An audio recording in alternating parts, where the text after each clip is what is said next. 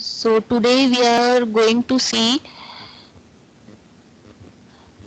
the ALP program to accept 564-bit hexadecimal numbers from user and store them in an array and display the accepted numbers on the output screen. So this is the program. As usual, we write first the display macro for calling the write system call. Then we declare the data section. In data section, we declare both the messages like enter 5 numbers with the length 64-bit. Then the second message is enter numbers are. So we declare these messages in the data section. Again, we will require the count variable as we are going to take 5 numbers. So count variable we have initialized 5. Then there is a BSS section. So in BSS section,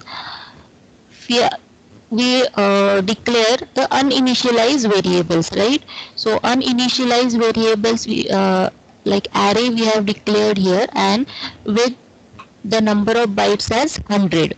So 100 bytes of memory is allocated to this array variable. Then the next section is the code section, that is text section. So here we are going to write the code. Okay. So this is the logic for reading the numbers from the user. First instruction is move rbx, 00. So this rbx is act as the array index. Okay. Then we will display the message. The message is enter 5 64-bit numbers. Okay. Then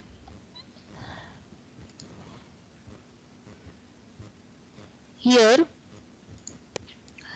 in move rx, 00. So this is my read system call with the parameters 00 we are taking in rx and rdi, and then where we are taking that numbers, that memory location name, that is array, we have to take in the RSI variable, that is source index register.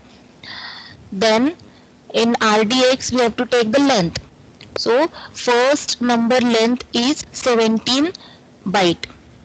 Okay, so that is the 17 is the length of first 64-bit number. So we are going to take that in a RDX by instruction move RDX, 17, and then we call the function system call for the read. Initially, if you look this instruction add RSI, RBX. So as we have declared this RBX as 00, so RSI is pointing here at the first array index, that is 1. If you see at right hand side, this is the array, there we are going to store 5 numbers. So for the first number the array index is 1, and this is my first 64-bit number, and the last byte is enter key. Okay, so that is the 17th byte. Then the next number is stored in the location 18th, means byte 18th. Then this is my second number, and the last byte is again for the enter key. So in this way the 5 numbers are going to save stored in the memory location called array. Okay. Then see, first time it called the read system call. Okay, so here I can take the first 64-bit number.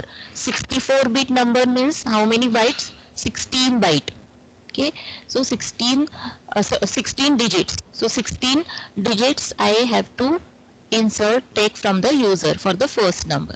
Okay, then next instruction is add. See, add rbx, 17. Okay, because after 17 byte I have to add the second number, I have to store the second number, and then again calling the read system call. Okay, so adding 17 to rbx because we are treating rbx as the array index.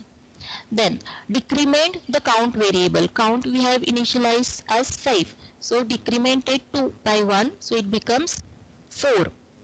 Okay. So check it with the conditional jump instruction if it is 0 or not. Now if it is not 0, so we have to take a jump to the label up. So here again it call the read system call. This is my read system call with now the RSI with RSI is pointing here at 18th byte, because see RBX is 17, we are adding RSI with RBX, so say this 1 plus 17, 18 will be the pointer for now for that RSI. So second number is going to store at the memory location from 18th. Okay, then again add RBX comma 17, and likewise we call the read system call 5 times as our count variable is of 5. Okay, so in this way the 5 numbers are stored in the array. Okay, now we have to display those numbers on the output screen. So here we have to take the display system call, right? Okay, so again initialize count variable to 5 by instruction move byte count comma 05. So byte count is nothing but what? Typecasting, because we have initialized this count variable as a byte. So byte count.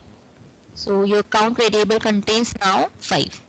Then again point this RBX as 00. Mistake the 00 to RBX, considering the RBX as the array index pointing to the first number. Okay, then display the message by your display macro. Display is the macro we have initialized early with 2 parameters, message 2 and length 2. Okay, so this message is what? The numbers are. Okay, now take the write system call. So this is the write system call with the parameters 0, 1 to RAX and RDI. And again from where we have to display, so from the location array. So RSI is pointing to array again. Then add RSI comma RBX. Again RBX is initially 00, so RSI is pointing to the base memory location of array at first time. Then calling the write system call function. So the first number is get displayed. Here the RDX contains 17. So 17 bytes are get display. So 17 byte contains my first number only. Then again add RBX with 17. So RBX contain now 17. Decrement the count by 1. So it becomes 4 now. Then if it is not 0, go to the label up 1. Again call the write system call with adding that RBX which was 17 with the RSI. So now 1 plus 17 means what? RSI is pointing to the 18th byte of the array memory location, and from there we have taken the length in a RDX. So 17 is the length we usually take for the write system call in RDX. Okay, so again 17 byte means my second number is get displayed on the screen. So similarly all 5 numbers are get displayed on the screen. And then calling of the exit system call with RAX comma 60 RDI 00, calling the exit system call function. Okay, so this is the program for taking 64-bit numbers in array and displaying those numbers on the screen.